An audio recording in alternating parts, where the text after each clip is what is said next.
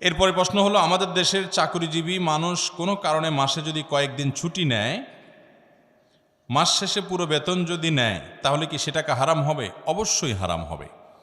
আপনি চাকরি করেন, 30 দিন চাকরি করার বিনিময়ে আপনার বেতন 30,000 টাকা হওয়ার কথা।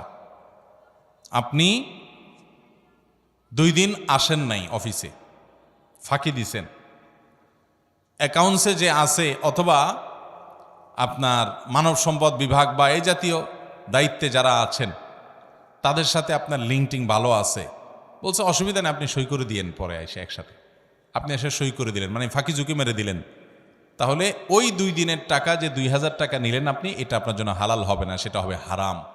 কারণ আপনি পরিশ্রম দেওয়া ছাড়াই মিশামিশি কোম্পানি থেকে বা সরকার থেকে ওই টাকাটা গ্রহণ করেছেন। বহু লোক আমরা এরকম আছি যে দিনকে দিন অফিসে যাওয়ার খবর নাই, একসাথে সই মেরে দিয়ে তারপরে টাকা উঠে নিচ্ছি, আছে না নাই? ভাইরা আমার, এটা হালাল হবে না, হারাম হবে, হারাম হবে। অনেকে আমরা এই হারাম কাজটার সাথে বিভিন্নভাবে জড়িত। সরকারি অফিসে যাবেন, বহু লোক পাবেন এরকম, দিনকে দিন উনি নাই।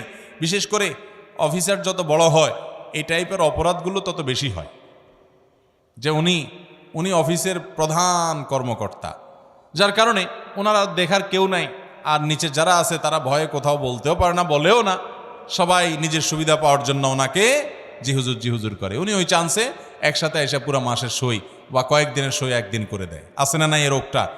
ওই কয়দিনের উপার্জন হালাল হবে না। হ্যাঁ, কোম্পানির কাজে আপনি বাইরে গেছেন, সই করতে পারেন, সেটা তো ভিন্ন কথা, কিন্তু আপনি গায়ের হাজির ছিলেন ব্যক্তিগত কাজে, আইসা এই কাম করলেন, জায়েজ হবে না। শুধু এটা নয়, আরও সূক্ষ্ম বিষয়, অনেকে আছে যে 8 ঘন্টা ডিউটি, কথার কথা তার চুক্তি 8 ঘন্টার বিনিময়ে সে বেতন পাবে, সে আসে 2 ঘন্টা পরে, যায় 2 ঘন্টা আগে, সই করার সময় মিথ্যাটা লেখা রাখে, এটাও জায়েজ হবে। হ্যাঁ, যদি আপনি যার চাকরি করেন, কোনো একটা প্রতিষ্ঠানে চাকরি করেন, আপনার মালিক, সে 2 ঘন্টা পরে আসেন, আধা ঘন্টা পরে আসেন, 20 মিনিট পরে আসেন, এটা সে অ্যালাউ করে, সে জানে এবং আপনাকে কিছু বলে না, সে মেনে নেয়, তাহলে ভিন্ন কথা, সেটা আপনার জন্য জায়েজ হতে পারে। বিশেষ করে সরকারি চাকরিতে এবং কোম্পানির চাকরিতে আপনি এরকম ফাঁকি ঝুঁকি দিয়া পরে আয়সা লেখা দিবেন, আমি বরাবর 9টায় ঢুকেছি, আসলে আপনি 10টা 11টার দিকে আসছেন, এই মিশামিশি লিখলে ওই সময়ের বেতন হালাল হবে। ভাই, ইবাদতের স্বাদ পাবেন না যদি বেতন হারাম হয়, দোয়া কবুল হবে না যদি বেতন হারাম হয়। ওই মক্কায় গিয়া দোয়া করলেও হাদিসে আছে দোয়া কবুল হবে না, আন্না ইউস্তাজাবু লিযালিক, দোয়া কবুল হবে না যদি হারাম উপার্জন। হারাম উপার্জন এমন ডেঞ্জারাস জিনিস, আপনি আমল কম করেন, উপার্জনটা যেন হালাল থাকে সেই চেষ্টা করবেন ইনশাআল্লাহ।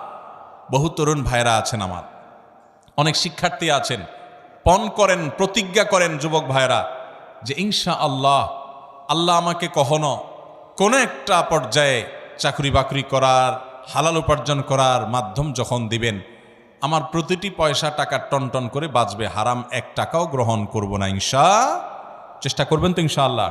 আল্লাহ তাআলা আমাদেরকে তৌফিক